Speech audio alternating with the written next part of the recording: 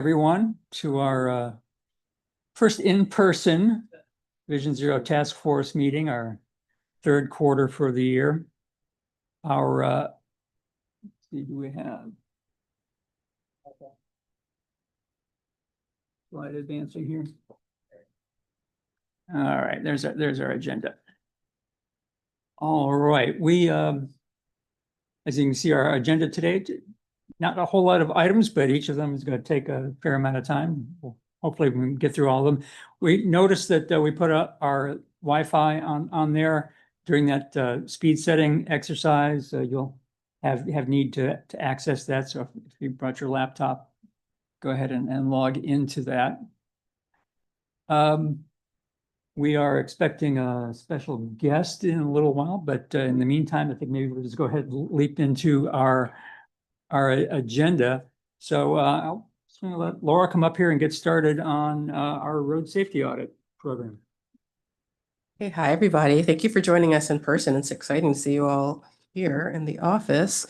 Just a reminder, when we get to the point, if you would like to make any remarks, you can make sure that your microphone's on. There should be there are sort of 5 buttons in front of you, the one that looks like someone talking. That'll turn on your mic. All right, so we're going to go ahead and get started. And if I need to sort of veer off to let our guests come and say a few words, then we can do that. Can you go click over on the, thank you. What I wanted to lead off talking about today is 2 road safety audits that we did in coordination with FHWA earlier this year.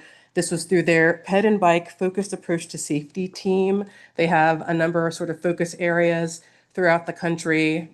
Looking at it quickly, it looks like all of the places that feature on the top 20 most dangerous places in the US, and unfortunately we are still one of those top 20. But so what that means is we can get some sort of additional training through that team, and we chose to get some Train the Trainer RSA training, knowing that we had submitted for our second Safe Streets and Roads for All grant, which we won, so we're excited. And I'm going to talk through sort of high level what those RSAs look like, what the findings and recommendations were for each of them, hopefully to give each of you that have submitted to do RSAs as a part of that second grant a little flavor of what we will be doing. So we ended up doing 2 RSAs. The first one that we did was down in Osceola County, where we looked at Poinciana Boulevard. For anyone who spends any time down there, you know that corridor has a lot of needs. We looked at the segment from US 192 at the northern end of the corridor there, down south to Siesta Lago Drive. So that was about a 1.3 mile corridor, and we were able to get through that in a couple of days. On the RSA team, we had folks from Osceola County's Transportation and Transit Department, both the planning and traffic engineering divisions. We had some representation from our MetroPlan Orlando team. We had one person join us from the city of Kissimmee. And then we had a representation from Bike Walk Central Florida. And then, of course, our FHWA support team with their consultant. The way that the RSA was sort of laid out, we started on that first day getting together. Since this was a train the trainer type of session, we kicked off with an introduction course of the stakeholders and RSA team, but then really went into an overview of the RSA process, what that looks like, why it's important, and I talked about some of the project characteristics for that specific corridor. Following a lunch break, we went out in the field and did our initial review. The consultant team actually stayed later into the evening so they could do some field reviews during the PM peak period. Saw some very interesting things, almost got ran over once. On the second day, we reconvened in the morning, finished up the site review. I think we walked sort of the south end of the corridor that day. And then we reconvened after the lunch break that second day to talk through the issues that we'd seen on the corner and to start some of the brainstorming process so we could send the consultant off to go and write the report and come up with some recommendations. So a little bit about that Poinciana Boulevard corridor. It's a 4-lane, a divided roadway, about 48 to 45 miles per hour, depending where you are on the corridor. That is what's posted. We saw 85th percentile speeds up to 20 miles an hour, faster than that on the corridor. At the north end, it was sort of a mix of low to medium density residential with a little bit of commercial. And then as you travel south along the corridor, it veers more into that low density residential. In terms of bicycle and pedestrian facilities on this corridor, there's a sidewalk it says on the east side for the entire corridor, but there's actually a few hundred feet right at the north end with no sidewalk, where you get to either kind of walk adjacent to the street, or you can break into the Red Lion Hotel's parking lot and walk there. And then on the west side of the corridor, there's just a portion of sidewalk on the north end and no dedicated bicycle facilities. So for each of the RSAs, we sort of started talking about the crash overview. Among the things that the RSA team does ahead of going out in the field is a bunch of data collection. They're collecting crash data just about the corridor generally, your traffic volumes, past studies that were completed, any sort of maintenance issues that you've seen, any complaints or issues that you've heard about from the community. These are all things that we'll be asking you about once we get started with your RSAs.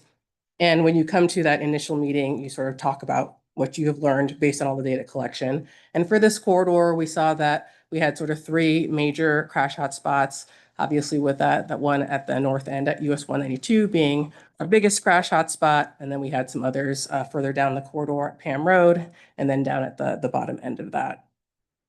As a part of the initial overview, the RSA consultant provided us with a listing of each of the fatal and serious injury crashes within the corridor, in addition to information about the severity, crash type, lighting, and weather conditions for each of those crashes. And then we also got these very handy cut sheets that showed the locations for each of those fatal and severe injury crashes with some information about the date and time of the crash and the lighting and weather conditions as well. And as part of the field review, what we would do is for each of these crashes, we would stop along the corridor, review what the conditions were in the field.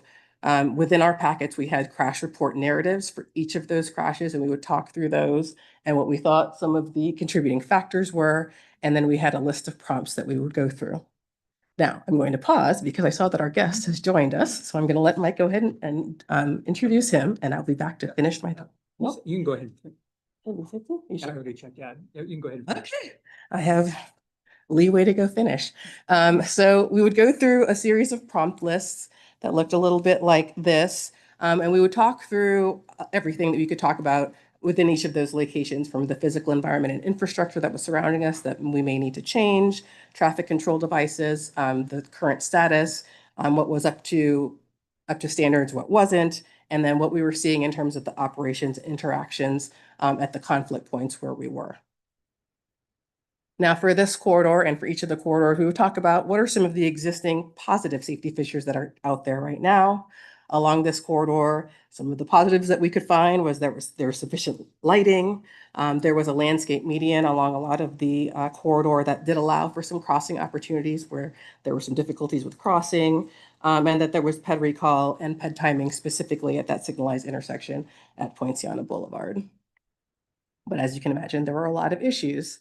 When we met back for that initial meeting to talk through the issues, we started with a really long list that include the top 5 prioritized issues that you see on the left side of the slide, as well as a longer list of sort of other concerns. As a part of that meeting, we identified what were going to be our top priority issues, and then we talked through each of those issues and came up with some initial recommendations as a group before the consultant went off to take this further.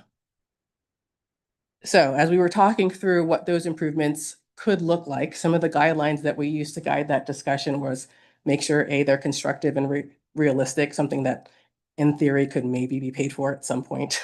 We want to talk about things that are never, ever going to happen. If there's a project that's coming up that we're talking about potential additions to that project that would be appropriate for the stage that the project's in. We wanted something obviously what's appropriate and to improve safety for all road users on that segment. And then we were thinking about short, intermediate, and long-term suggestions at each of those priority locations. So I'm just going to talk through really quickly for this one and also the next corridor, what that process looked like. Starting with that first issue for Poinciana Boulevard was a lack of sidewalk facilities and gaps along the corridor. This was a corridor that we saw a fair amount of bicyclists and pedestrians, particularly on the north end. There are at least 2 school bus stops and no crosswalks except for the crosswalk at Poinciana Boulevard. So people were very much having to play Frogger to get from one side of the corridor to the other. So in terms of looking at that lack of sidewalk facilities and gaps, Short term, we decided there wasn't really a great option in terms of an implementable recommendation that could be made. And really, pedestrians were going to kind of have to do what they're doing now, which is make use of the existing Red Lion Hotel parking lot that I mentioned before. An intermediate solution potentially could be working with that hotel property owner to acquire some right of way to allow for a sidewalk on the east side of the corridor in that location. And then long term, there was an opportunity for reconfiguring that cross section to minimize the median width and maybe create some space for additional sidewalk. So that was sort of the thinking through of that one issue. And we did that for each of those top 5 issues. And then we sent off the consultant to go do their thing and to continue building on some of the recommendations that we had talked through as a group. And I just wanted to talk through this particular slide and the next couple, come up with some recommendations for access management and crosswalks, which were really along the corridor among the more important things that we thought should be addressed. In addition to that, we wanted to slow vehicular speeds and reduce conflict points and improve some of the sight lines.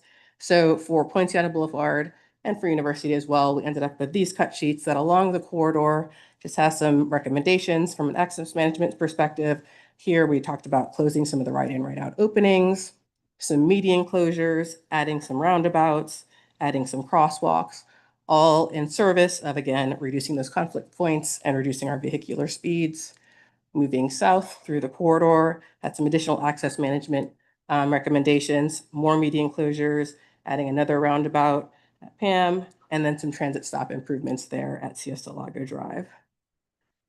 Beyond those recommendations, there were additional recommendations in terms of roadway maintenance, speed management, curb extensions, driveway improvements that were along the corridor. I will not go through in detail, but if you're interested, of course, we have the report that we can share with you. And then we had some site-specific recommendations at each of the locations listed on this slide. In terms of next steps, where the county is right now, they're actually waiting on this table to be provided from FHWA, but we'll be working through the table to identify for each of the actions and recommendations that's listed here, what the county is really going to do next, whether they're going to take action on it, whether it's something that they will not pursue, and if it's something that they're going to pursue, when, medium, short, intermediate, long term, and who the responsible party will be. We would expect for the responsible party to be the county for most of those, but in some cases it may be a city, maybe FDOT, and so we'll be working through that exercise. That's something, if you choose to do the FHWA type of RSA as the RSA that you choose, or any of the higher intensity ones, we'll be doing this exercise, so keep that in mind. All right, so moving on to our second corridor. This one had a different flavor. We looked at University Boulevard in Orange County. The limits for this one was from Dean Road to Alafaya Trail. So for those of you who are familiar with the area, that is right next to UCF. So if you look on the sort of eastern side or the right side, if you're looking at the slide of that corridor, that's the entrance to UCF off of University Boulevard there. So for this one, it's, like I said, adjacent to UCF. It was about a 2.24 mile corridor segment. So you'll see that we actually took 3 days to do this RSA because we had so much field work to do. On the corridor right now, the posted speed is 45 miles per hour, but the prevailing speeds get up to 56 miles an hour, and it's 6 lanes divided. For this one, our RSA team, again, was mostly Orange County staff members from their transportation planning and traffic engineering divisions. And again, we had staff from Metro Plan Orlando and Bike Walk Central Florida. Commissioner Delari actually joined us on this one, so that was fun. And then we had our FHWA team and their consultant. And like I said, this one took 3 days because we had a sort of an extra half day of field review since it was a little bit longer corridor. Talked a little bit about the roadway characteristics already, but in terms of the land use along this corridor, as you can imagine, it's a mix. There's some medium and high density residential and commercial just adjacent to the university there. A lot of student housing, a lot of sort of uses that are supportive of students along there. There is a link Route 13 that runs along University Boulevard, and then 104 runs up Alafaya Trail. And there are a number of transit stops, and that was an issue that we sort of talked through and addressed through the recommendations for this RSA. And I talked about the housing, student housing throughout the area. So a lot of these will be sort of in the same vein. We got the overview, crash overview for the corridor. As you can see, there are crash hotspots throughout this corridor, starting with Alafaya Trail up at the north end, and then Rouse Road, sort of our next biggest circle. And then down at the south end is Dean Road, which was the other limit for this particular corridor.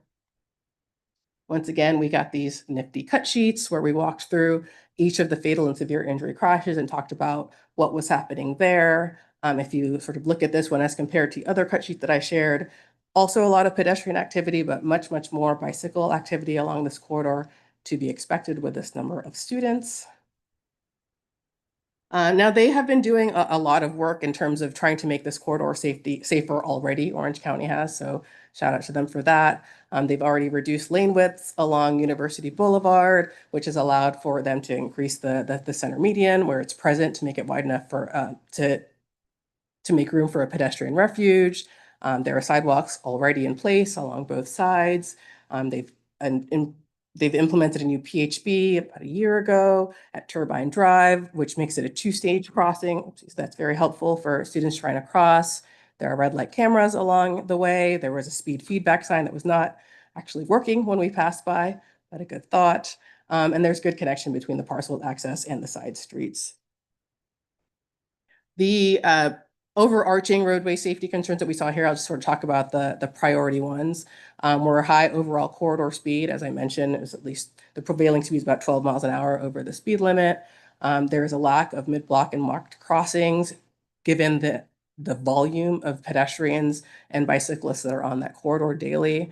There is a lack of dedicated bicycle facilities. They can use the sidewalks, but there are a few dedicated facilities. And there's a lot of pedestrian and bike interaction at the driveways and lots of issues with sight lines. There's landscaping, signage, other things that make it very difficult as a driver to see people either on bikes or walking along the sidewalk. And then there's a lack of marked crosswalks at the transit stop, and there are quite a few transit stops along this corridor. Skip through these. Again, as we were thinking through some of the suggestions for improvements, potential safety countermeasures we could implement, we're thinking about the same things: constructive and realistic, appropriate for all road users and the stage of the project. And then we were looking at the short, intermediate, and long-term suggestions moving forward. One of the major issues, and really our top one for this one, was the lack of mid-block and marked crossings. We saw quite a bit of Frogger even while we were out there doing our field review over those 3 days. People just crossing when they could, whether it was to get to a use that they wanted to access and weren't trying to walk to the next signal, or if they were trying to get to a transit stop. I will say, particularly closer to the university, they've put in some walls along the way to try and channelize some of that activity. And then that was working pretty well, but people have also figured out how to get around it. And then just access to transit, thinking about how we could maybe move, consolidate, or get rid of some of the transit stops to try and further channelize that activity and reduce those conflict points along the corridor. I'm going to flip through these quickly so we can get to our next speaker, but did a lot of that talking. For this corridor, some of the other recommendations that are included in the report include things like access management, roadway maintenance. We had a fair number of signal strategies that we talked through. One of the sort of low-hanging fruit strategies that we discussed was adding backplates with retroreflective borders, at all the signalized intersections along the corridor, and introducing some LPIs that aren't currently there, interestingly, adding some no turn on red, and just really trying to reduce those conflicts along the corridor to the extent possible. And we're sort of in the same place. That one has wrapped up. And so we'll be working through with Orange County as well, going through this particular spreadsheet and thinking about which actions we're going to move forward with, what the responsible party is going to be, and the general timeframe that we want to pursue those actions. So that was a little bit about the RSAs. If anyone has any questions, I'm happy to answer them. Charlie's thinking. All right, go ahead, Charlie. When you said prevailing, was that like 50th percentile or 85th? 85th. Okay.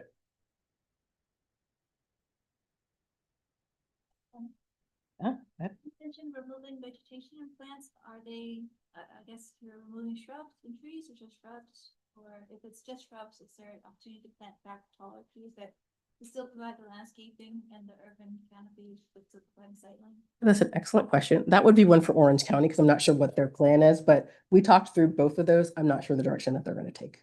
Yeah. All right. Well, thank you. With that, I'll give it back to you, Mike.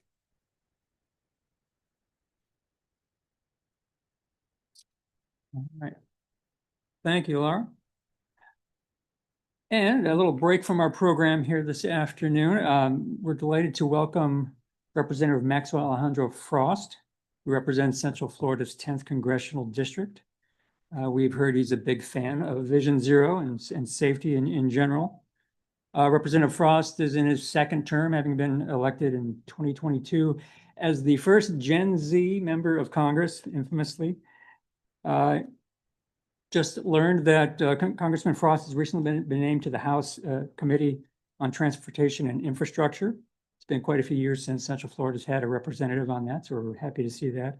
In addition, he's served on the Oversight and Government Reform Committee and on the Science, Space, and Technology Committee, as well as a number of other subcommittees and caucuses. So, Congressman Thank you. Frost, Yeah, the floor is yours. thank you. How's everybody doing? Well, it's good to be here with you all, and I just wanted to come and give some quick remarks and some greetings. Talk a little bit about the work that I'll be doing on the Transportation Infrastructure Committee. I've just resigned the Science, Space, and Technology Committee, which we did great work on.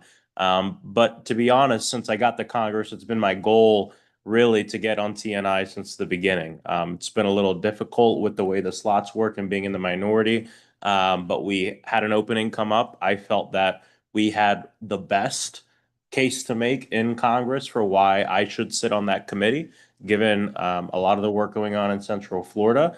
And enough people agreed with me. So I'm really excited to be sitting on TNI. Just had my first markup last week on some bills we're moving forward. And I'm coming on transportation infrastructure just in time for something really important, which is the Surface Transportation Reauthorization Act, which, as you all probably know, is one of the, if not the most important bill having to do with all things transportation, surface transportation, streets, mass public transit, pedestrian safety, everything in the United States Congress. We reauthorize it every 5 years.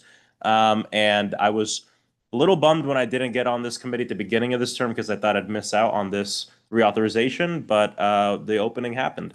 And so I'm really excited. I already had my meeting with our ranking member, Rick Larson, had a good conversation with Chairman Graves, who's the Republican chair of the committee. They're both committed to helping us here in Central Florida. They're very excited about our expansion of rail here, potentially Sunshine Corridor, looking at connecting that to Sunrail. Very empathetic with the challenges on pedestrian safety we've been dealing with in Central Florida for a long time, but very much want to help us out on this part of things. And, there is a growing group of legislators on this committee who really want, who we call ourselves the YIMBY Urbanism Caucus on the TNI committee. But we need some more of that forward thinking on the committee, to be honest. I mean, for many years, a lot of things have been rubber stamped, but we know that our country is changing and the way we travel is changing. And that means the priority of our funds also need to change. We all know that the unsaid or the unwritten 80-20 split on funding going to municipalities, where most of our funding is going towards highways and not enough money is going towards mass public transit and making sure that we have safe streets, is just an old way of thinking. And, the good news is we have a bipartisan group of people on this committee who are both committed to working our sides to have a more future and forward thinking Surface Transportation Authorization Act. And so we're already in those conversations. I have 4 bills even before I got on this committee that have to do with transportation, whether it's the Faster Buses, Better Futures Act, which essentially encourages cities, local transit authorities to if they want to redesign their bus routes to figure out how it can be more efficient, how we can get more people to where they want to go when they want to get there. And the federal government will foot the bill on it. A bipartisan piece of legislation, or my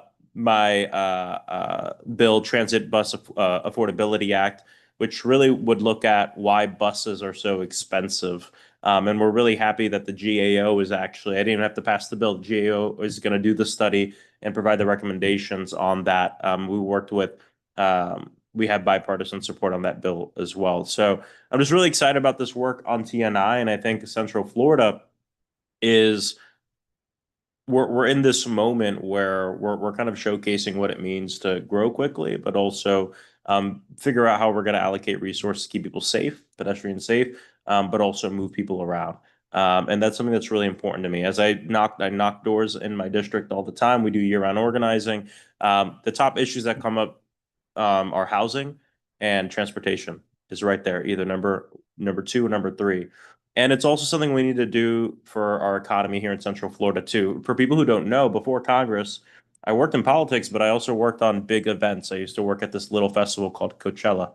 And I have a lot of friends in the entertainment space and in the special event space. And one of my supporters, Casey Wasserman, is running the Olympics in Los Angeles. And I had a conversation with him and a few other people about what's keeping our area from getting the biggest and best sporting and arts events. And he said, Orlando's great. I mean, you have the hospitality infrastructure to host 5 Super Bowls at the same time, but your problem is your transportation. Your mass public transit isn't where it needs to be, and you'll never get any of those big events until you fix it. And I take that to heart. So there's a lot of work we need to do, but I appreciate being here with experts who doing the work, keeping our people safe. We're really excited about, of course, safe streets for all and bringing back more resources to keep Central Floridians safe and get them where they need to go when they need to get there. God bless you guys. Thank you so much.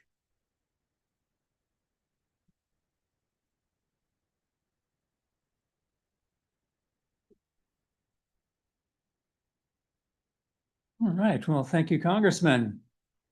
And on with our next segment here.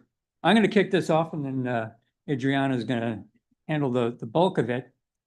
So when it comes to speed setting, I thought we'd give you a little bit of data first. Only about 8% of our fatalities and 3% of our serious crashes actually involve someone who's exceeded the posted speed or is going too fast for conditions.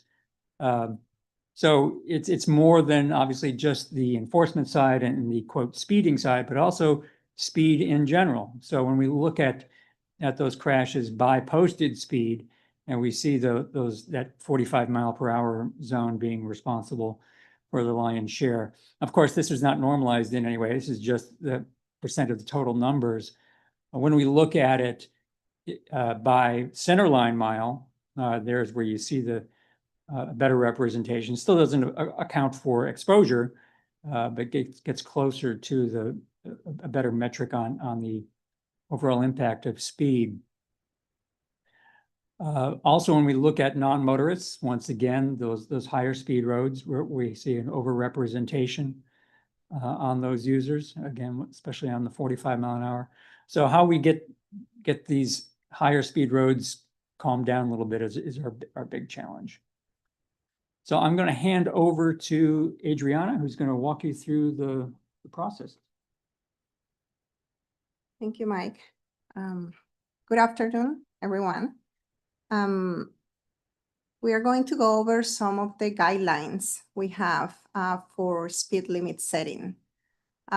Starting with the FHWA Speed Limit Setting Handbook. This handbook provides information guidance on how to conduct an engineering study to set the appropriate non-statutory speed limit.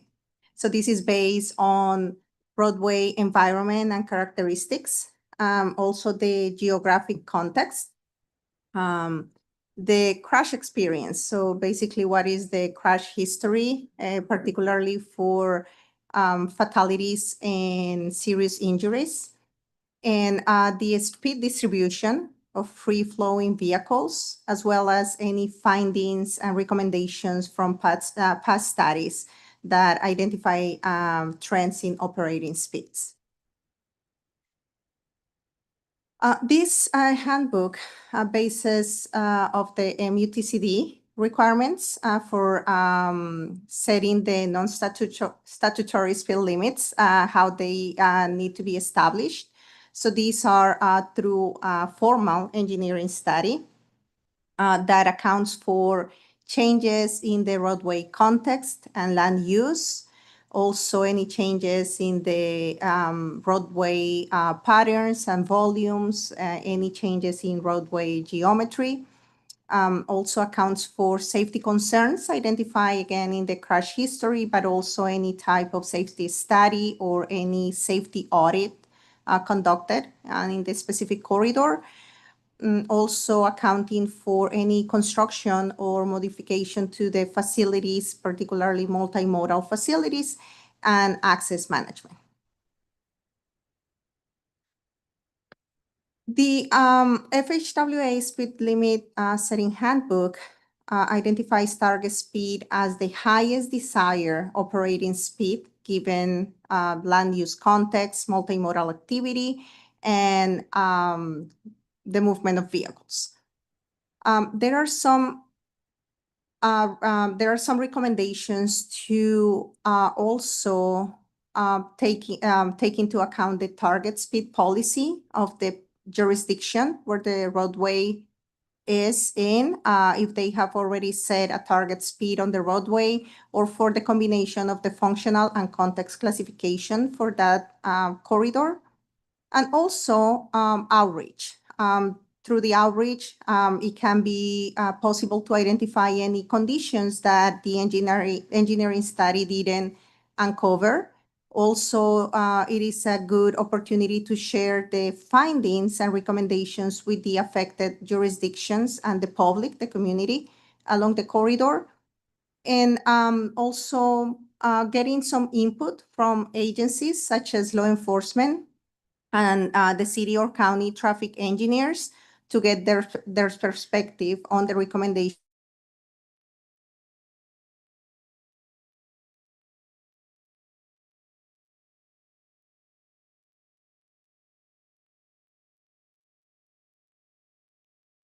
Zoning manual.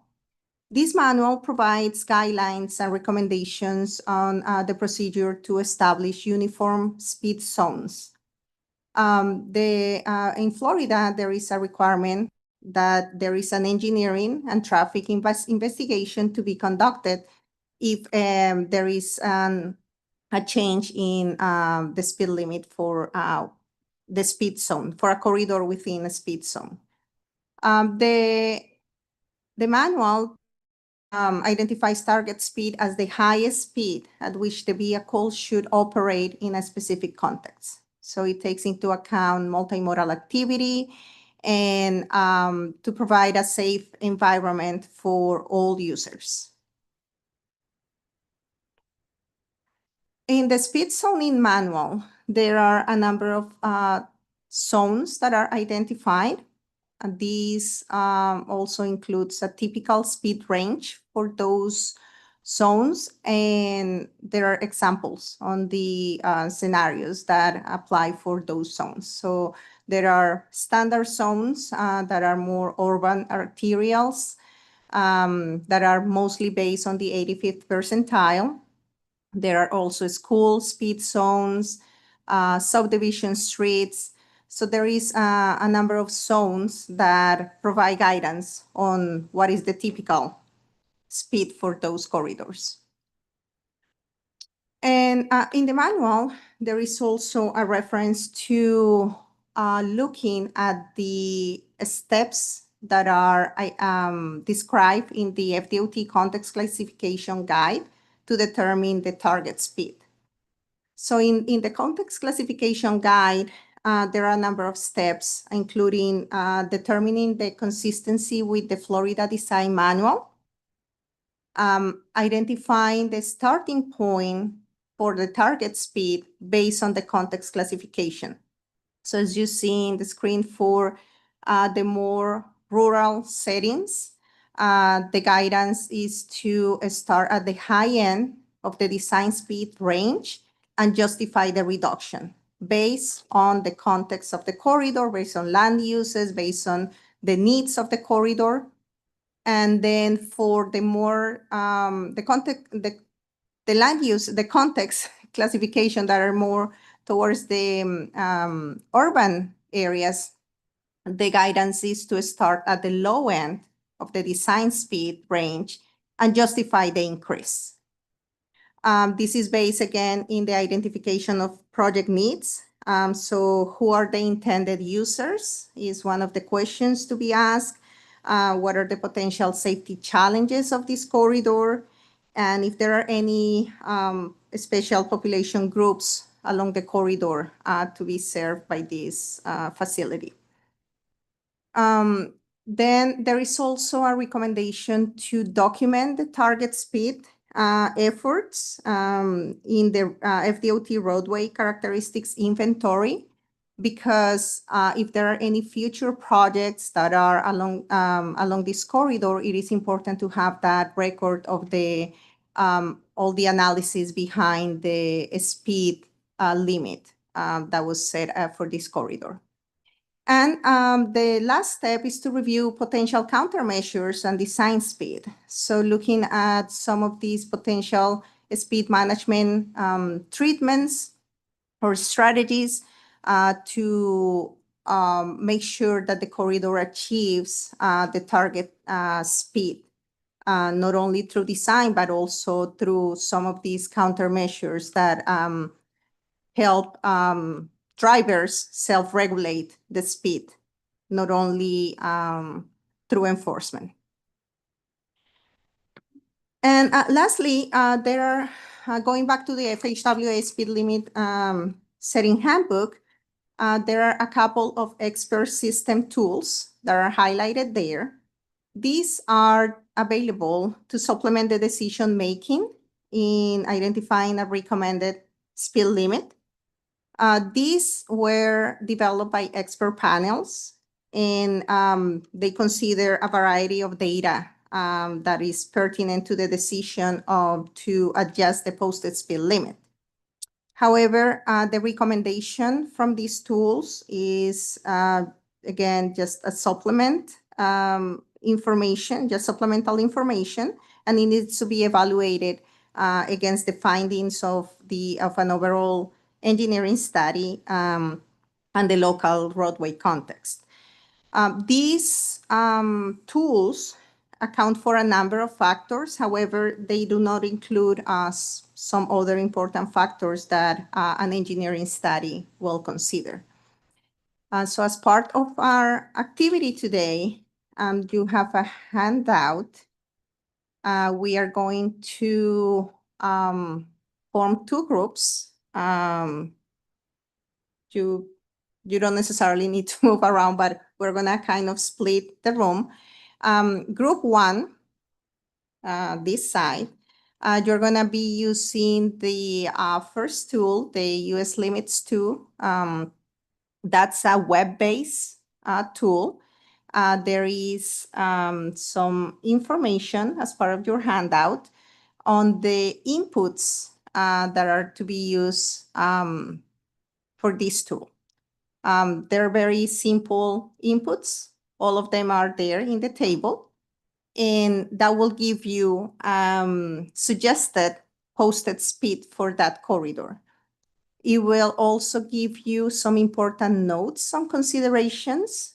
So that posted speed is kind of the suggested maximum speed, but then it will give you some notes, important considerations. We also included information from the Vision Zero Action Plan with some safety improvements, some recommendations out of the plan. And it's just for you to think through some of those improvements, and maybe if you have access to Google Maps, kind of check the corridor, see if there are other potential improvements, if the suggested speed based on the information, on the context, the land use that's given as part of the information, if you think that's an appropriate speed, or what other speed management techniques can be appropriate for the corridor. Now, group two, you're gonna be using the speed limit setting tool. That's a spreadsheet that has also the inputs. You have all the inputs as part of the handout. However, this spreadsheet gives you more flexibility in identifying the context of the corridor, the land use along the corridor from the web-based tool. This other tool gives you more flexibility on that. and it will help you also identify the suggested speed for a different corridor. Group 1 will be working with Clarkona Ocoee Road, and Group 2 will be working with Seminole County Clay Avenue, which is a more local, it's a different context, more residential local road. And we'll see at the end, we want to hear from you on what are the potential recommendations, additional recommendations based on the information you have there from Vision Zero, and just the experience using these two resources available from FHWA. So the web-based tool, okay, we have it there. If you, yes, if you Google the US Limit S2 tool, US Limits 2 tool, you will get to that website. And for the spreadsheet,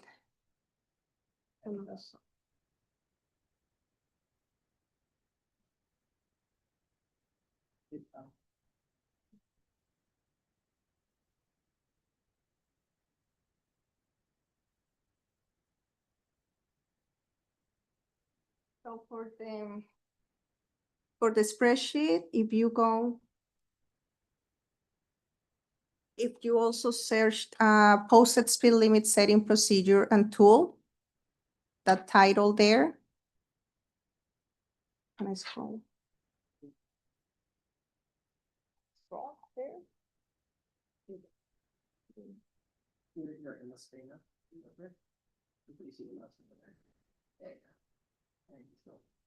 Oh, okay. So once you get to that page, if you scroll down, these resources, if you click here, it will automatically give you access to that spreadsheet.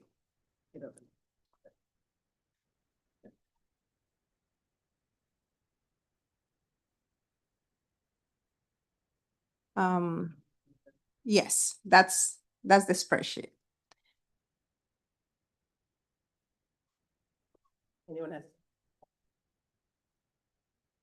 Anyone having problems getting to the tool? Okay.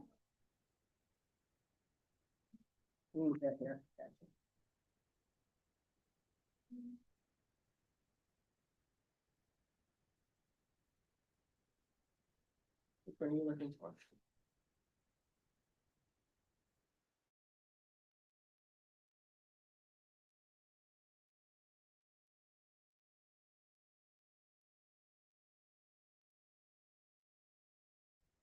If you're having an issue getting to either, raise your hand, I'll come help you.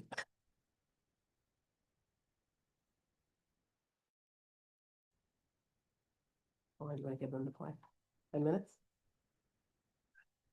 All right, so we'll give it maybe 10 minutes for those of you who are joining us online. Welcome. If you want to go get coffee or a bathroom break, come back in 10 minutes or so.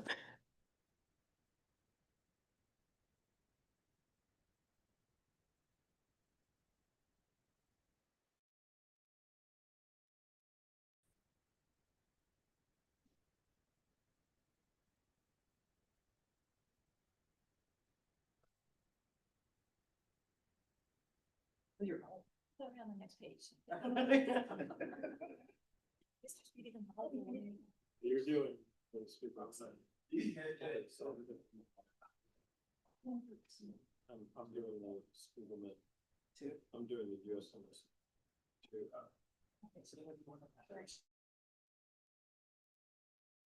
The PDF event have the spreadsheet with there. Just let me know which one.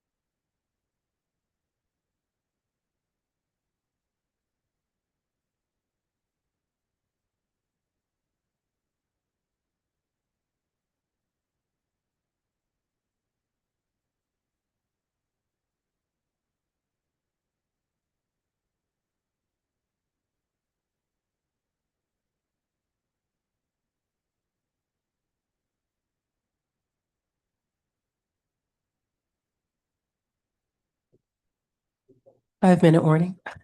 Does anyone have questions actually while we still have 5 minutes? Okay, everyone's chugging along. Good stuff.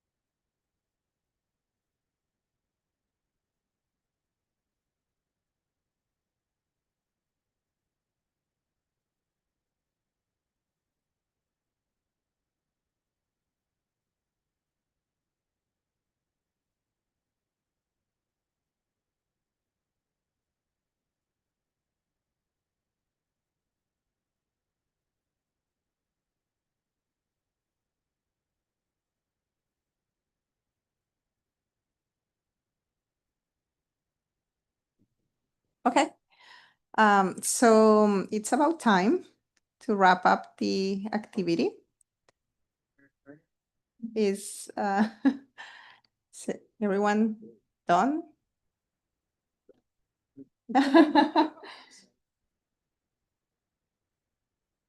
I have a question. Does anyone here previously use these tools or were aware of those tools? Charlie? Okay. Do you want to maybe share your experience with using this tool previously and Yeah, it's pretty good that you can, instead of typically just using like 85th percentile speed, you introduce the other things, right? Crashes, how much head like activity, stuff like that. So that's pretty helpful. We've gone through and just done a speed study in 85th, the road should be this, but then we've gone back and used the US limits and put in the other different variables to check and make sure we were still good if it changed the number that we came up with or anything, so. okay, good. It also provides you some good notes to take into account. Yes, the PDF too. The PDF. Like in this case, this is the report that you have. Scroll.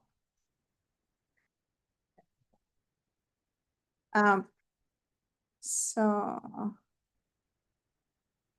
Yeah, so the all this stuff, the stuff that used to be in the ITE traffic studies manual, but you have to do, it's tedious to do all this, because when I got the exercise, I didn't try to go into the software. I started calculating stuff like I would do from the thing, and that would take me all day or till tomorrow, but this is doing the same stuff quickly. You can do this in half an hour. yes. So, yeah, so it's the same stuff just organized in a much better way. Yes, yes, in a very friendly, user-friendly way. And just wanted to note here that you have, as part of the recommendation, you also have some notes that will give you additional considerations. In this case, it's recommending a comprehensive crash study to identify any engineering and traffic control deficiencies, correct and appropriate corrective actions, because the crash rate is above the critical crash rate for this type of roadway setting. So that's part of the benefits of using the tool. Again, it is a friendly tool that's accessible online, and you can quickly enter the data and get some results along with the recommendations. So again, a good supplemental information when identifying speed limits. Now for the spreadsheet, this group, anyone want to share some of the experience with the spreadsheet? I know she's still working. A little more,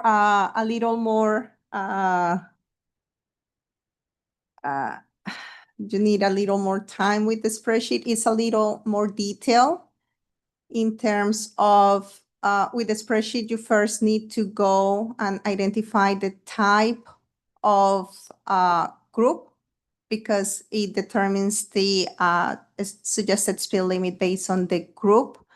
So in this case, the guide that comes along with the tool describes in detail what are the different roadway contexts that they consider.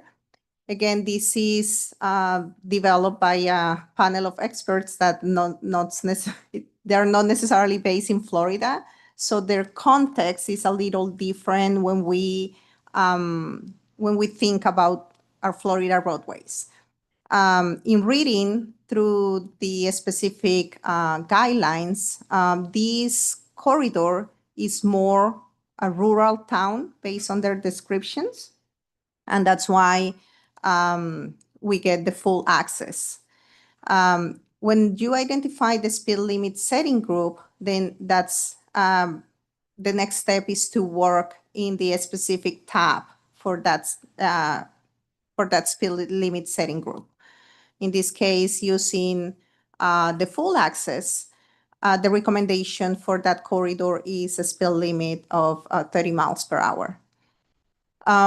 This spreadsheet, the good thing is that you can go and change some of the default values, and some of the criteria can be adjusted. Of course, it has to be criteria that follows the guidelines for FDOT, but it can be adjusted to reflect more of the context in Florida. If we look at other regions or cities, the context for rural towns or suburban areas is a little different. But again, this is a very useful tool. Again, the main difference is that the web-based tool is giving you just 3 options for the roadway context. Here, this specific tool gives you more flexibility in the identification of the roadway context because they have more categories. And based on that, the speed limit setting, the suggested speed limit setting may vary from using the other tool. And with that, any?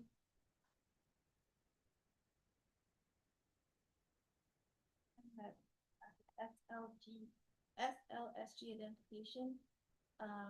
It told me that it's developed. Then I tried yours, Full Town, to get me the full access. But when I go to full access, yours populated at 30 miles per hour suggested speed. Mine didn't populate any suggested speed. Is that, am I missing something? Where's? Yeah, so.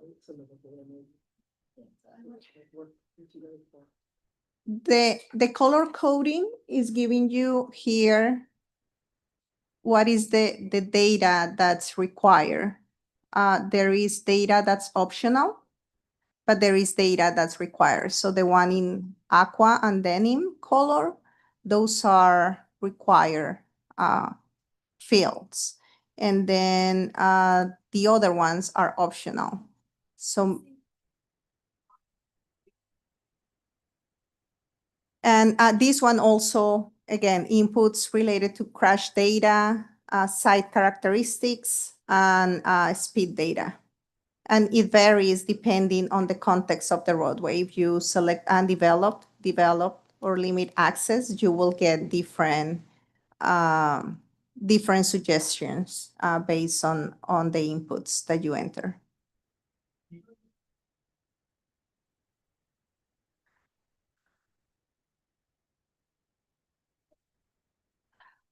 So you have on here, it says parallel parking permitted, but on the handout, it says there's no on-street parking. Reminder to please use your microphones. Our online folks can't hear you. Oh, thank you guys. Sorry, you want me to repeat that? In this case, this is not the same corridor that you have in your activity. I was just playing with these different corridors and trying to understand the differences, but yeah, it depends on the inputs. I was trying to see if I messed something up because when I did it on group 2, it's telling me it should be 55 miles an hour on that road. And okay. looking at it, that road shouldn't be any more than 40, 45 at max. Yeah. So I'm just. Yes, these tools actually gives you guidelines on the maximum posted speed. And then it the recommendation is that you take into consideration other factors, such as other land uses, accessibility, the type of road users, also if you have any school zones. So other factors are to be accounted for. This is just the maximum, and then you go from there to account for other factors, safety considerations. So it is kind of a high level recommendation. Is there a way I don't know, I wonder if there's a way we could update it, because I feel like if someone fills this out and they see suggested speed limit, that's gonna be what everyone puts down as the Right. speed limit. They're not gonna realize, oh, this is the maximum, I can go lower. They're gonna go, it says 60, that's what could Yes. it be? Yeah. Just, Yeah, again, this is a tool that was developed as part of some research activity, but yes, I agree with that. Yep, but I just wanted to add in a couple more comments. I completely agree with the choice of wording there in the tool that it is saying recommended speed limit, not recommended maximum speed limit.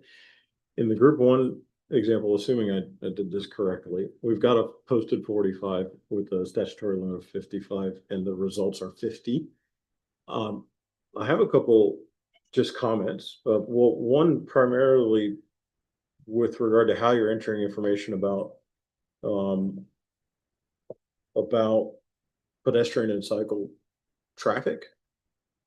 You know, in the information you've provided to us, you've given us information that says moderate bicycle and pedestrian activity in this particular corridor, but the tool itself allows you to choose either high or not high. If you go to the user guide and look for some guidance on what that means, it gives you essentially some context and characteristics of roadway corridors that may have high pedestrian and bicycle usage and some that would not. I find that constraining, to be honest. I redid the worksheet with all the variables exactly the same, and I only switching high pedestrian use and it made no difference in the recommended speed limit. So I'm at a loss a little bit into really understanding how that even factors into it. Because again, specifically with this one, when you get your report, it's calling out that this section crash rate is above the critical rate. So I'll just some commentary that I'll add there, that's all. Yes, go ahead. So I'm with the other group and your exercise is different than mine, but I've actually come at same conclusions, some of the same conclusions. And I'm wondering if there's a way to change context in here. We're just playing with it for the first time. So I'm wondering, is there a way to change context, because the speed limit recommended here is 50. It's already higher than the speed limit that they have there. So I'm wondering if there's some other things that we could play with in here. The thing I also noted was that they're saying that with the Vision Zero action plan, it's recommended that speed limit be 35 to 40 here, when this is recommended as 50. And we know from traffic engineering principles that sometimes if you artificially lower a speed limit, then you don't really get the compliance that you're looking for. So, I mean, this is thought provoking, but I guess my biggest takeaway is that I've got something I can use on my smartphone. If I can figure how to tailor it right, I mean, I could make some money doing a nice traffic study in 30 minutes instead of 2 days. You know, I'm just humor, but in an agency, if you have many traffic studies to do and you can fine tune these tools, when you get 8 done in a day, you know, or 10 done in a day or something like that. So Yes, yes. As part of the guidance provided in the handbook is that again, this is kind of the starting point. And then in order to really have a good understanding of what the speed limit should be in a corridor, the actual engineering study will account for all of those additional factors that need to play a part on the speed limit, along with a set of improvements that are related to speed management that will help make the corridor self-enforcing, as opposed to just setting the speed limit, because it has to go along with design improvements. Or if it's a new corridor, then with the design speed in mind. So it's not only about, as you say, lowering the speed limit, it is also about identifying those countermeasures and speed management strategies that need to be in place so the target speed is actually achievable. So that's kind of the key takeaway there. But this is something quick that can be done to start from there. Again, yes. And the guidance, these tools have a document that goes along with some information. It's there are 2 users guide that you can download, one for each of the tools, and it goes into more detail on all of the inputs and the considerations. But we just wanted to share with you these resources.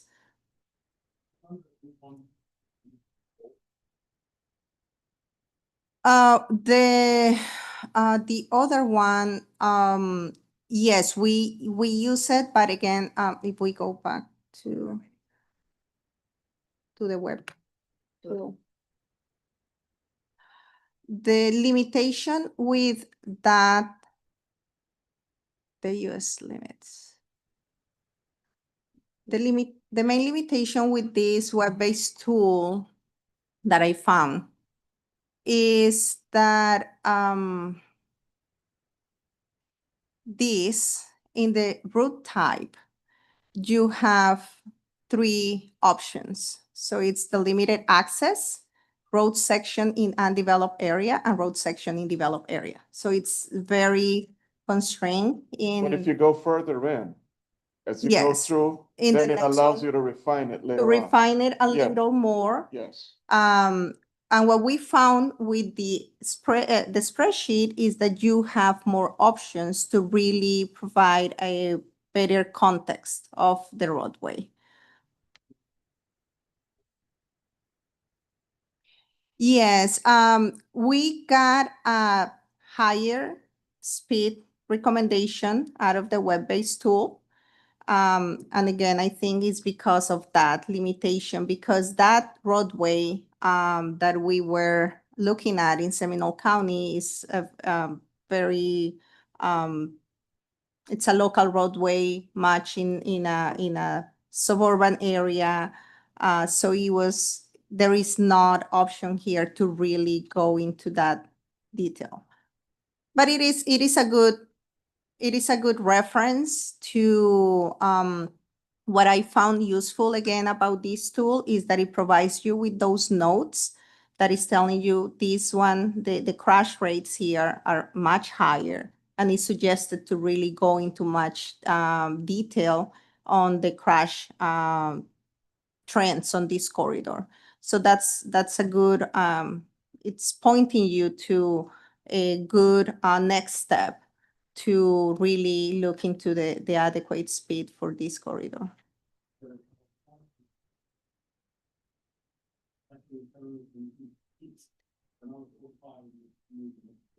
Yeah, it's again giving you the maximum speed limit for that corridor and then giving you some considerations for that.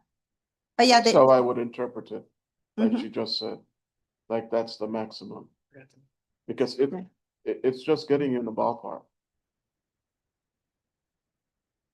Well, that's great discussion. We are gonna move to the next topic because we wanna be respectful of your time. But again, we encourage you to go and look at the user guide and try these 2 tools in another context, see what results you get.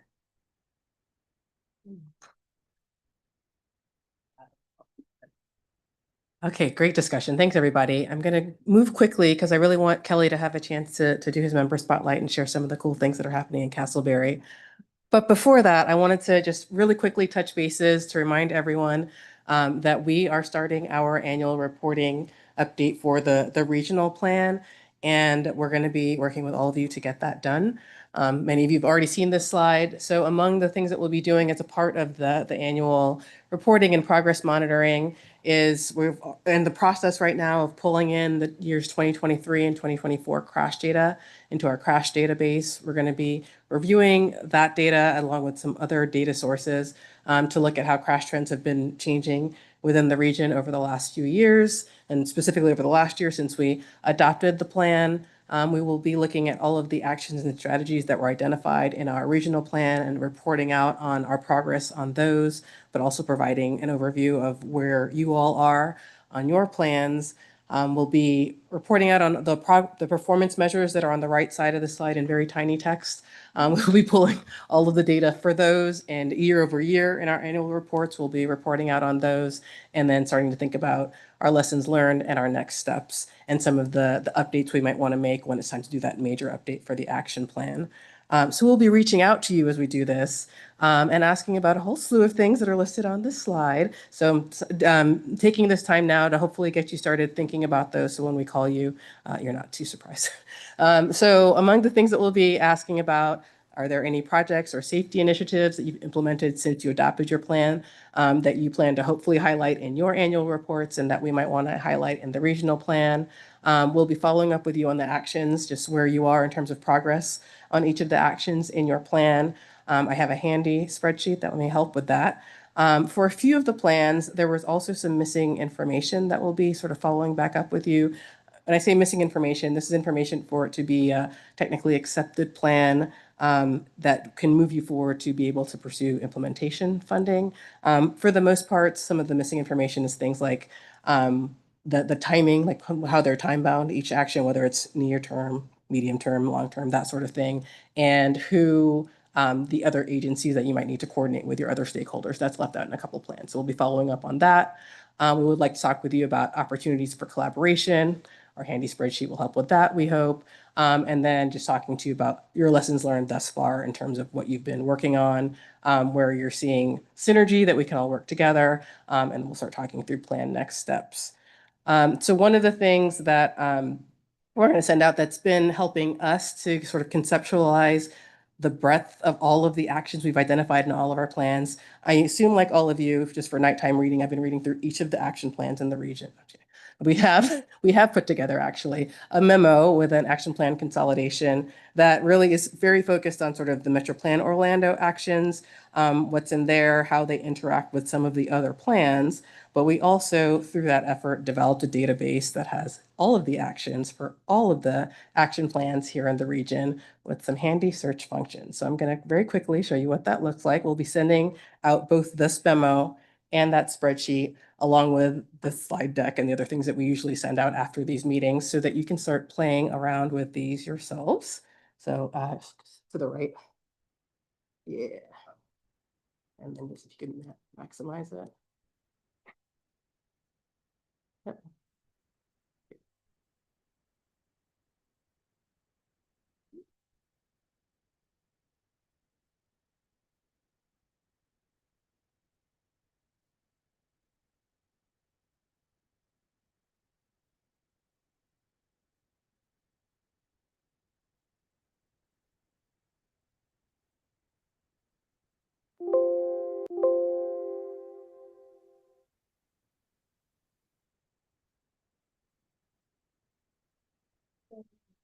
You can make it then a little bit bigger so you can see what's in that green bar. All right, so I'll just start talking through this. So on that search tab, it's teeny tiny right now, but in that green bar, you can put in any wording that you want. It will spit out for you any plan. You have to go to the search together. It'll put it out for you any plan that has that sort of language in there. So I think right now in their speed setting, and with that specific language, Metro Plan Orlando and it looks like Osceola County have that sort of thing. So if you're thinking through, gosh, I have this action, I do not even know where to start. Who else in the region is thinking about doing something similar? This is a great way for you to very quickly pull up who else is working on that sort of thing, send out an email and say, hey, I hear that you're also working on speed setting. What are you guys doing? And or you can say, hey, Laura, Metro Plan, we see that there are six of us that are trying to work on this. Is this something that you guys can help with, either coordination or do you have ideas? It's just a sort of a starting place for you if you have actions that you're not quite sure where to move on next. If you could go to maybe Orange County, I think. Just actually go to Seminole County first. So what all of these spreadsheets should look like is this, and they do for the most part, if you could scroll up to the top, where they have the agency, in this case, it's Seminole County, which safe systems element it's a part of, what the actual action name is. There will be a description of the action, what the performance measure identified was.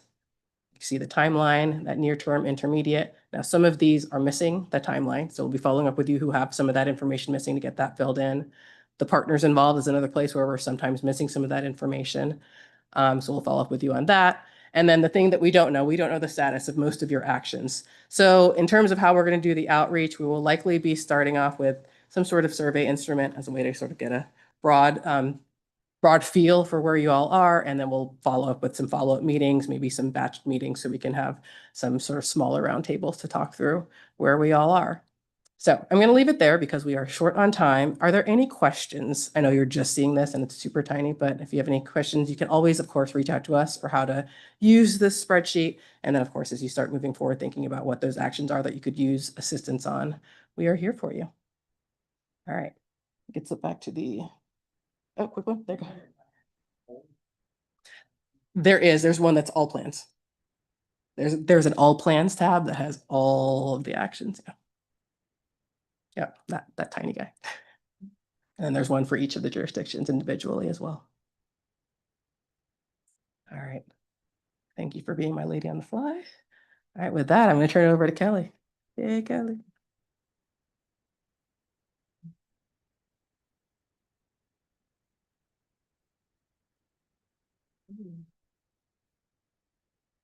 Okay, I will speak quickly, but this really is a 15-minute presentation, so I'll try to get through it.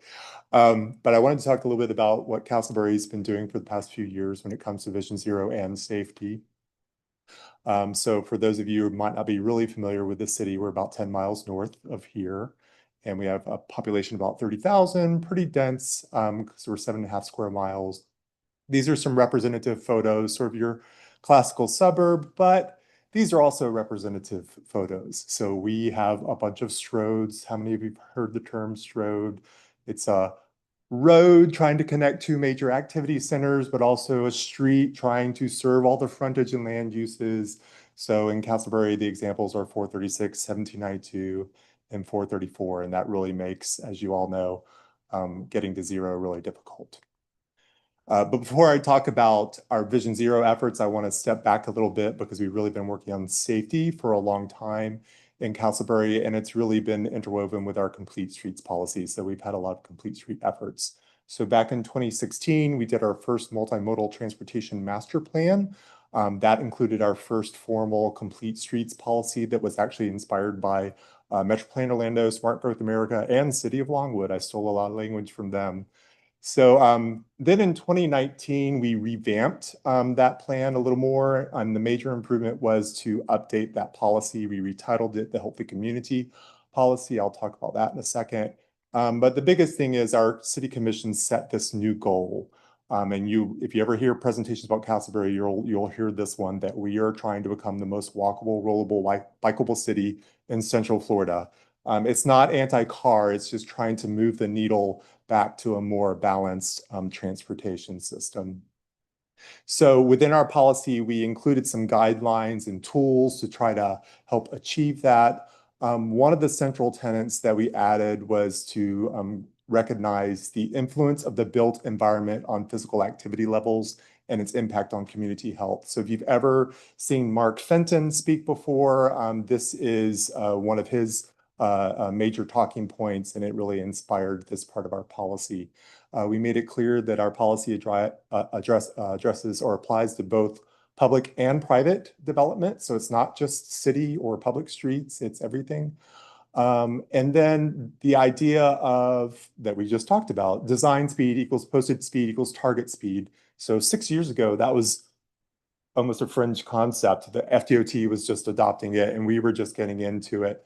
As part of that, we put some tools in the toolbox, such as narrower travel lanes. At the time, 10-foot default travel lane width was a little unusual. People probably still think it's pretty bold, but it's not, especially if you're trying to target 25 miles per hour as your default target speed like we are. So what we've done more recently is we are working on the successor to that master plan. We're calling it the Mobility and Access Plan. And I'll talk a little bit more about that later as we've got some grant funding that will help us achieve that. And then as you all know, we all worked on our Vision Zero plans back in 2024. In Castleberry's case, when we adopted our goal, it was for all city streets to be zero by 2030. And then knowing we had a lot of work to do with those roads, we left that at 2040. So we have a split goal there. So that's a little bit about the plans that we've done. And I know we spent a lot of time talking about planning, but plans, I say, are just dreams unless you actually implement them. And we've been doing a lot of projects in the city. So I'm hoping I'm going to go over the ones that I've highlighted in yellow very briefly. Hopefully you can draw some inspiration from this as you go back to your own agencies. So North Oxford Road was our first true complete streets project. This was a typically 4-lane road. Traffic volume projections never warranted it to be a 4-lane road, even looking way into the future. And as you can see, it had incomplete sidewalks, only one side of the road, and there were no crossings, no marked pedestrian crossings. So we leveraged a bunch of funding sources to really address everything on this roadway, and we're able to right-size it, fit in some bike lanes, add some enhanced crossings. We added 3 RFB crossings, and we were able to, by right-sizing it, we bought space to do wide landscape strips and 8-foot wide sidewalks on both sides of the road. So this was almost 10 years ago at this point. So for us, pretty cutting edge at the time. And then in 2019, when we adopted that 10-foot lane standard, we realized we could go back and put a finishing touch on this by adding the buffer mark to, so these were our first buffered bike lanes in the city. Again, at that time, buffered bike lanes were really cool. Now they're like the minimum standard, like you really need a buffered bike lane if you can fit it. This did win one of the inaugural awards from Bike Walk Central Florida as part of their Wheel of Achievement Awards back in 2023. Next, down near the southern end of the city, near the Seminole-Orange County line, is a road called Castleton Drive. It briefly parallels State Road 436. Any idea, based on this photo, how many lanes this road is? It's 2. It's 2. It's a 2-lane road that was 50 feet wide. I don't know why. So don't know what the idea was. So we actually had a drainage project identified for this because we had some major drainage issues, a major trunk line, but we realized, okay, this is an opportunity for us to do more. This was literally serving as a drag strip. It happens to be a 1/4 mile long, what you're seeing here, a nice straight shot, and people were literally racing at night down it. So we right-sized it again. So we shrunk the road down to a 22-foot wide standard, and that bought us enough space to complete the sidewalk network. We managed to put a wider sidewalk on one side, create this sort of linear park that also doubles as stormwater treatment and flood control. Sunset Drive is a more recent project. So Sunset Drive was typically 28 to 30 feet wide, with most of it only had a skinny sidewalk on one side of the road. We were able to apply our standard of 20 feet and add a 10-foot wide shared use path along the entire corridor. And this was part of an extension of our trail system. I'll talk about a little bit more about that in a second. We also put some other tools that were in our Complete Streets policy into this project, such as tight corner radii. It's probably hard to see here, but we used 15 foot. The typical you'll see is 25 or more, but we really wanted to try to encourage that slow movement. And we have a couple of raised crosswalks as well. This is a good example of the importance of long-range planning and our partnerships. We first conceived this project with the Metro Plan about 13 years ago, and we went through the standard prioritization process to get a lot of federal funding to enable us to do this project. Southcott Drive was followed right after Sunset Drive and really was the missing link to be able to extend our trail system. So it was already a narrower road, but we actually narrowed it slightly more. and installed a raised crosswalk as well as a shared use path. And this was our first implementation of speed cushions in the city. So one reason we chose speed cushions over other elements for this was we knew that the fire department was getting concerned about our increasing use of traffic calming devices. These are designed so that fire engines, most larger emergency vehicles, can simply pass over them without vertical deflection. For this, I did pull some data from 2019 before we built the project, and then recent data based on connected vehicles. So we were able to drop the average speed on this. I don't have 85th percentile. This is the actual average by 5 miles per hour with the elements that we put in. Also, with federal funding, a couple of years ago, we completed the Winter Park Drive Complete Street Study that looked at our longest and busiest road in the city. Winter Park Drive is about 4 miles long, and it carries 8,000 to 12,000 vehicles per day. So we looked at comprehensive improvements for it. And most importantly, we are actually beginning to implement these improvements with a project that is getting under construction later this year. And we will be doing this in several phases over the next decade or more. So for us, those are all big projects. Most of them were more than $1 million, and for Castleberry, that's a big number.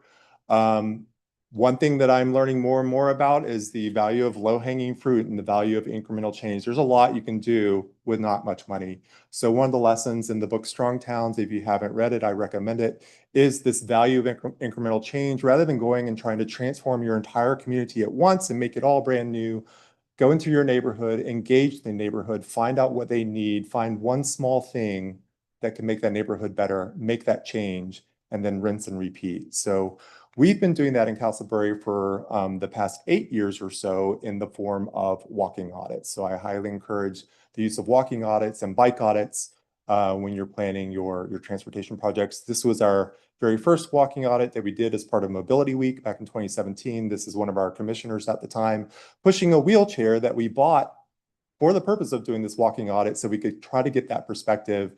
And of course, one thing we noticed was this historic evergreen cemetery has no public access, no accessible access from the public sidewalk. So we were able to go in, add some sidewalk and concrete improvements, add some striping, add some lighting, and make that connection.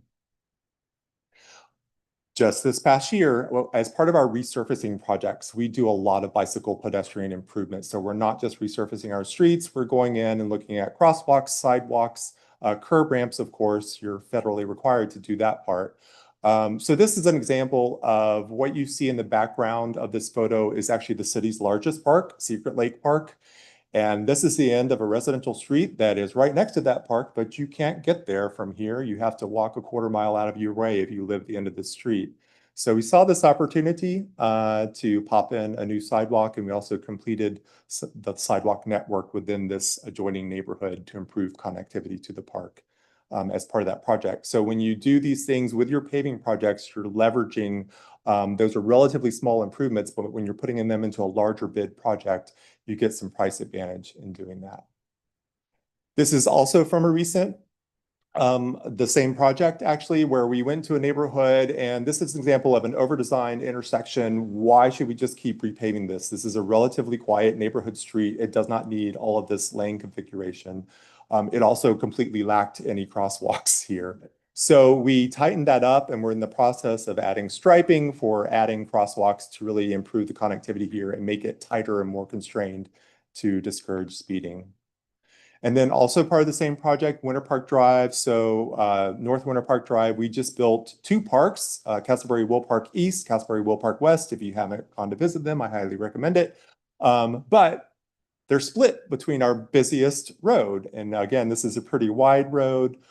So we went in and added raised crosswalks at 2 locations, and we added 8 in-street signs per crosswalk, as well as our first piloting use of solar illuminated LED signs, standard pedestrian signs. And then this is my final example of a resurfacing project where we were able to go in and actually squeeze in bike lanes just with striping. We added some in-street signage and some wayfinding signage. And this is actually one where it was one of our best foot forward crosswalks. So Bike Walk Central Florida has studied this crosswalk for a couple of years. And we actually won an award for the improvement of it. So with just a few $1,000s worth of striping and in-street signs, we were able to significantly increase that yield rate from 36% to 75%. And that rivals something that can be more expensive, like an RRFB or more advanced improvements. So I wanted to note as part of that, our efforts with Bike Walk Central Florida, Best Foot Forward, that education enforcement evaluation is very important to what we do. You can't do it alone with evaluation and enforcement and education. History has shown that you need engineering, but this has helped us sort of do an iterative cycle of identifying improvements and then testing those improvements. And really, we've boosted the yield rates on some of our streets. As far as what we're doing now, we are, again, working on that mobility and access plan. We were lucky. Last year, we were awarded an SS4A grant, $1.2 million to help us with this and some quick build demonstration projects. And we're working on implementing our Winter Park Drive Complete Street project that I mentioned earlier, as well as the first annual report for our Vision Zero action plan. And State Road 436, as you can see in this graphic here, is our sort of deadliest road as a result of our Vision Zero action plan. And we are working with Seminole County and FDOT to come up with some improvements. So with that, we're a small city, but I feel like we do have a lot going for us. That goal of being the most walkable isn't just aspirational. We take it seriously. And really our partnerships, especially with MetroPlan, there are many of these projects we could not have done without MetroPlan and FDOT over the past few years are helping us get there. And we're lucky in Seminole County that we continue to have the sales tax to supplement those federal funds. So that's it. Thank you very much.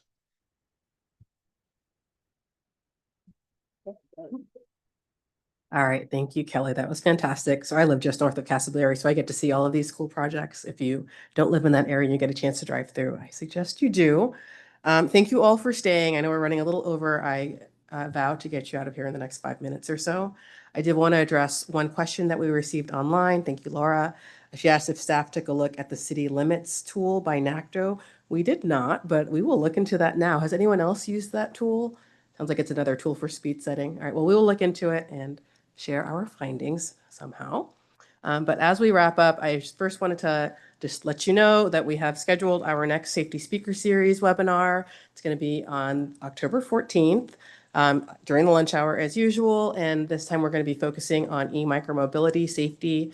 If you're like me, the world seemed to change a little bit. I feel like last Christmas, I think it's because the prices came down on some of those e-bikes, but just the under 10 set seems to be running rampant through my neighborhood with these devices now. But in addition to that, a lot of people are using these as first and last mile tools. So I think it's incumbent on all of us to think about how we can safely accommodate them. So we'll be talking a little bit about that at the next Safety Speaker Series. We hope you can join us.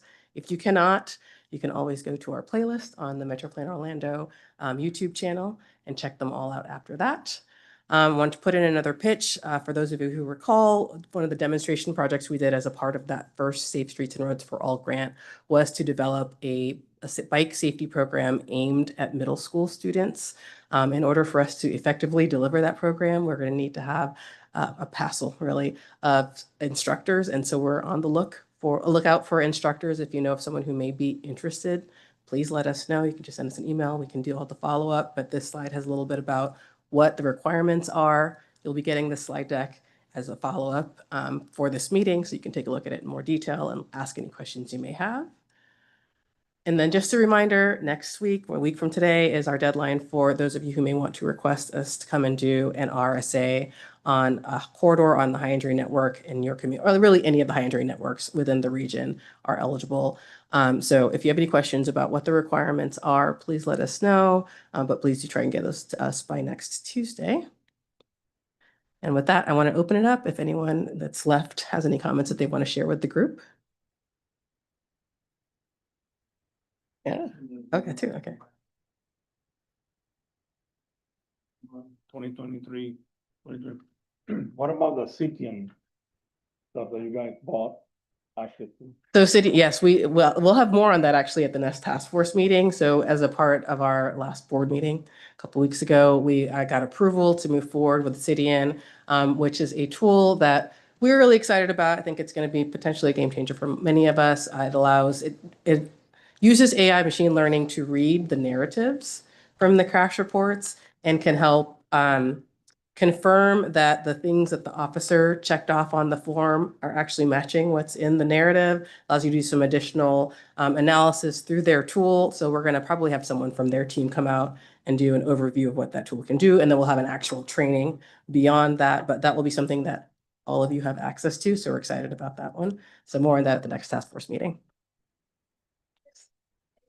Since I've been diving into the transportation world, is there any literature out there that provides education for the responsibilities of the pedestrian? I know we focus a lot on sidewalks for pedestrians, bike lanes, and other facilities for bicyclists, but is there any literature that guides the pedestrians as far as what their rules and responsibilities are? For example, to not use the bike lane if there's bicyclists on the bike lane and oncoming and vehicles on the road, to avoid a pedestrian and bicycle conflict in the bike lane.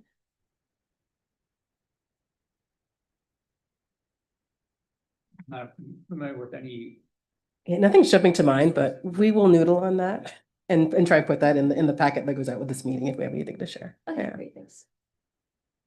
Anything else? Lori? I guess to Anant's point, I'm curious if there's guidance in driver's education that includes micromobility. One of my big consternations is seeing the use of micromobility units on state routes, mixed traffic, as well as golf carts. I know enforcement's one thing, but is that included in driver's education, or is there any sort of analysis that's potentially being done towards So I know that Orange County has a pamphlet that they share sometimes that has some guidance on where various types of micromobility devices are allowed to be used. We're actually working on a white paper right now that sort of summarizes some of that, with a focus though for our white paper on e-micromobility devices, that it's not looking at things like golf carts and some of those other things. In addition to that, there are some modules that we found. I think the ones that we've been talking through are specific to e-bikes, e-bike safety, things you can do to be a better, more safe e-bike user. So we're looking into, if someone had, actually, Anant, can you turn off your, yeah, oh, thank you. No, that's on. Okay. Good times.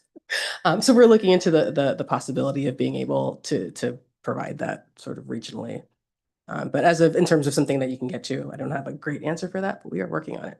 It's high on our list of priorities. It keeps coming up at all of our advisory committee and board meetings, so. Hi, Patrick. Oh, you have something for us? I just want to add, this is Patrick from Bike Walk Central Florida. I just want to add that we've had quite a few discussions with Orange County, and I actually just had a call recently that included somebody from OCPS. We're working much more in the youth safety education arena, but we're working on implementing and adding in e-mobility type devices, because the scooters are popular with the kids. So much like you probably heard this answer a lot from a lot of people, or everybody has, it's kind of like it's in the works, because we're all a little behind the curve when it comes to the popularity of these devices, but there's a lot in development. Coming soon. Anything else? All right, then we can move on to public comment. Is there anyone that has their hands raised? No hands raised online and no comments from the room. Okay, thank you. I think with that, we can adjourn. Thank you all for sticking around. Appreciate it. If you didn't already sign the sign-in sheet, if you could please do that before you leave. They're up here. I'll have them in my hands.